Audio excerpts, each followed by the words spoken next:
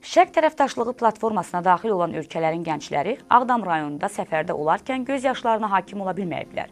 Görəsən Azərbaycan Demokratik Tələbə Gənclər Təşkilatının Şərq tərəfdaşlığı ölkələri gənclərinin vətəndaş təhsili şəbəkəsinin təşkilatçılığı ilə Ağdam rayonunun Quzanlı qəsəbəsinə gələn bir qrup Avropalı gəncin ağlamasına səbəb nə olub?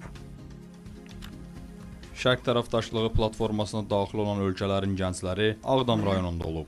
Avropalı gənclərin Qarabağa səfəri Azərbaycan Demokratik Tələbə Gənclər Təşkilatının Şərq tərəfdaşlığı ölkələri gənclərinin vətəndaş təhsili şəbəkəsi ilə birgə əməkdaşlıq layihəsi çərçivəsində baş tutub. Şərq tərəfdaşlığı platformasına daxil olan Rumıniya, Moldova, Ukrayna, Belarus, Polşa və Gürcüstandan olan gənclər əvvəlcə rayonun girişində Şəhidlər Abidə kompleksini ziyarət ediblər. Vətən torpağı uğrunda şəhid olanların abidəsi önünə gül dəstələri qoyulub. Anım duruşu nümayiş etdiriblər.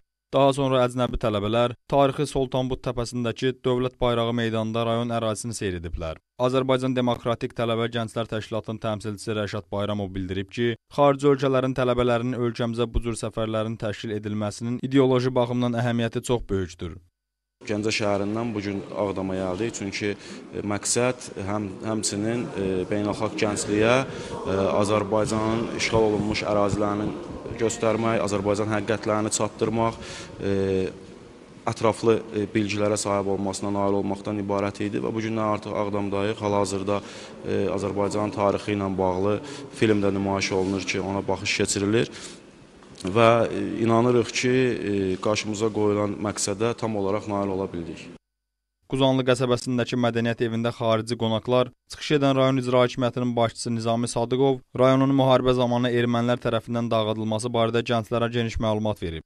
Daha sonra icra başçısı əcnəbi gənclərin Qarabağ həqiqətləri barədə verdikləri sualları cavablandırıb. Tədbirin sonunda gənclər Ağdamın işğaldan əvvəl və sonra çəkilən görüntülərinin əks olunduğu Qafqaz Xirosiması Ağdam Ruhlar Şəhəri adlı film nümayiş etdirilib. Onu da vurğulayaq ki, xarici qonaqlar film izləyərkən göz yaşlarını saxlaya bilməyib.